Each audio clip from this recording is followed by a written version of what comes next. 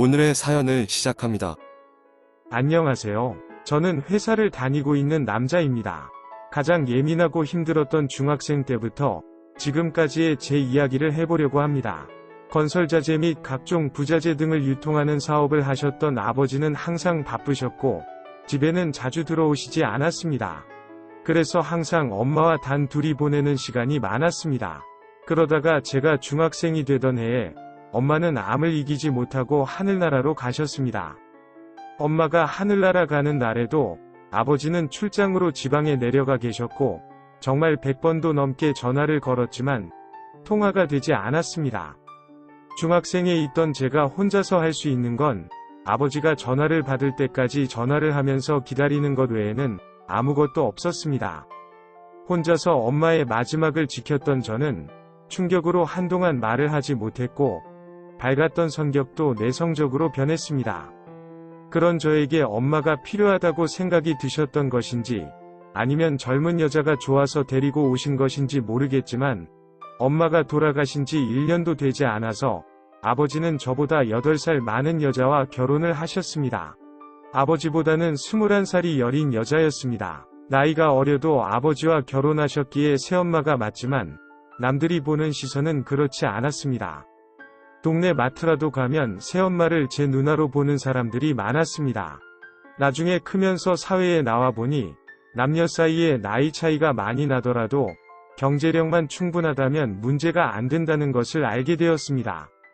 그래서 아버지가 아주 젊고 예쁜 여자를 새엄마로 맞이할 수 있었을 거라고 생각했습니다. 제가 고등학생이 되던 해에 새엄마는 배다른 동생을 낳았고 기분이 이상할 줄 알았지만 너무나 귀엽고 사랑스럽고 귀여웠습니다. 수능 공부하는 학생이 있는 집에 갓난아기 동생이 생겨서 공부를 방해하게 되어 미안하시다며 새엄마는 출산 전보다 저에게 더 많은 관심과 배려를 해주셨습니다. 방해가 안 된 것은 아니었지만 귀여운 동생을 보는 것이 싫지 않았습니다. 새엄마의 관심과 배려 덕분에 갓난쟁이 동생의 방해에도 재수 없이 원하는 대학을 가게 되었고 집과 학교의 거리 때문에 학교 근처 아파트에서 혼자 살게 되었습니다.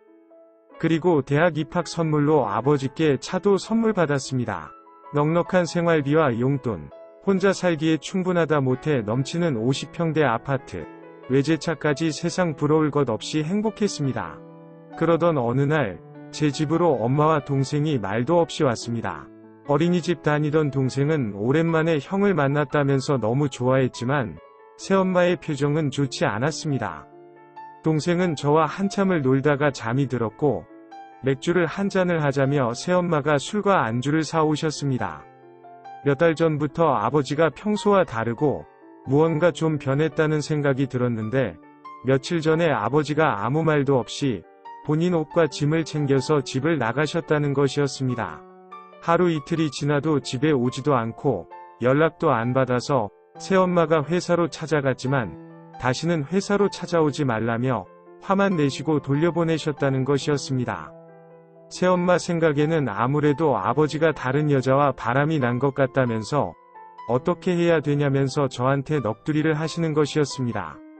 아버지가 그럴 사람이 아니라고 하면서 제가 아버지를 만나보겠다고 하였습니다. 다음날 학교가 끝나고 아버지 회사로 갔습니다. 아버지와 오랜만에 둘이서 저녁도 먹고 술도 마셨습니다. 아버지 말씀으로는 다른 여자가 생긴 것이 아니라 새엄마가 아버지에 대한 집착과 의심이 심해서 너무 힘들어서 집을 나온 거라고 하셨습니다. 얼마나 떨어져서 살지 결정하고 나온 것은 아니지만 일단 따로 살면서 앞으로 새엄마와 어떻게 할지 고민해 보신다고 하셨습니다. 동생도 낳았고 저한테도 친엄마만큼이나 잘해준다는 것을 너무 잘 알고 있으며 새엄마의 의심이나 걱정처럼 다른 여자가 있는 것은 아니니 걱정하지 말라고 하셨습니다. 그러시면서 앞으로 본가 생활비는 저한테 줄 테니 엄마한테 전달해 주면서 가끔씩이라도 가서 잘 지내는지 살펴보라고 하셨습니다. 그날 이후로 저는 수업이 많은 화수목은 제 아파트에서 나머지 요일은 본가에서 지냈습니다. 왕복 3시간이나 걸리는 등하교 거리가 멀고 힘들긴 했지만 몇 개월만 지나면 아버지가 다시 집으로 들어오실 줄 알았습니다. 1년이 지나도 2년이 지나도 아버지는 집으로 돌아오시지 않았고, 아버지가 돌아오시면 가려고 미루던 군대도 3학년이 되면서 더 이상은 미룰 수 없어서 가게 되었습니다. 중간중간 휴가를 나왔을 때 아버지와 다 같이 밥은 먹었지만 집에 돌아오시진 않았습니다. 제대를 하고 4학년 졸업반이 되면서는 취업 및 자격증 준비로 본가에 가지 못했고, 결국 새엄마와 동생이 제 아파트로 이사를 왔습니다. 화목했던 본가는 아무도 살지 않는 빈집이 되었고, 가끔씩 새엄마와 가서 청소만 하고 왔습니다. 대학을 졸업하고 나름 괜찮은 회사에 취직도 하였습니다. 월급보다 아버지한테 용돈 겸 생활비로 받는 돈이 더 많았지만 첫 월급을 받아서 아버지와 새엄마, 동생의 선물도 사고 맛있는 식사도 대접하였습니다. 그러면서 많은 시간이 지났으니 다시 합치는 것을 제안하였지만 걱정하는 제 마음은 잘 알겠지만 부부의 문제라면서 믿고 기다려달라고 하셨습니다. 동생은 아직도 아버지가 해외에서 일을 해서 자주 못 본다고 알고 있다면서 동생에게는 형과 엄마가 있지만 아버지가 필요하니 다시 한번 생각해달라고 말씀을 드렸습니다. 그날 이후로 서너 번 제 아파트로 아버지가 오셨지만 몇 번 새엄마랑 다투시더니 안 오셨습니다. 그러던 어느 날 야근을 하고 평소보다 늦게 집에 들어갔더니 새엄마 혼자서 제법 많은 술을 드시고 계셨습니다. 많이 취하신 목소리로 할 말이 있다면서 앉아보라고 하셨습니다.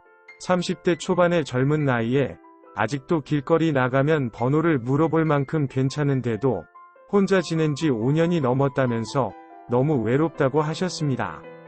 얼마 전부터는 저와 뜨거운 시간을 보내는 꿈까지 꾼다면서 오늘 밤 같이 있으면 안 되냐고 하는 것이었습니다. 제가 당황해서 아무 말도 못하고 있는데 이미 제 손을 잡고 제 방으로 가고 있었습니다. 5년 만에 남자를 안아보았다면서 너무 좋다며 울면서 큰 소리를 질렀습니다. 한두 번으로 그동안에 참았던 한을 다 풀 수가 없다면서 수시로 제 방으로 찾아오셨고 그때마다 울면서 몸부림을 치셨습니다. 익숙해진 것인지 아니면 제 여자라고 인정을 해버린 것인지 모르겠지만 요즘은 제가 엄마 방으로 먼저 찾아갈 때도 있습니다. 언젠가는 정리해야 될 사이이기에 몇 번이나 다짐을 하고 정리를 하였지만 그때뿐이었습니다. 결국 자는 사이에 문 열고 들어오면 다짐과 약속은 저리 가고 뜨겁게 불타오르는 젊은 남녀만 있었습니다. 아버지와 동생을 생각한다면 지금 당장이라도 정리하는 것이 맞지만 같은 집에 사는 동안에는 정리하는 것이 쉽지 않을 것 같습니다. 동생도 점점 커가는 것도 문제이지만 더 큰 문제는 처음엔 몸이 외로워서 만났지만 지금은 몸뿐만 아니라 마음도 생겨서 만나고 있다는 것입니다. 더 마음이 생기기 전에 새엄마와 동생을 본가로 보내는 것이 좋을 것 같은데 좋은 방법이 없을까요? 오늘의 사연은 여기까지입니다. 구독과 좋아요, 알림 설정 부탁드립니다. 긴 글을 읽어주셔서 감사합니다. 구독과 좋아요 꾹꾹 눌러주세요. 꾹꾹. 알림 설정도 꾹꾹 눌러주세요.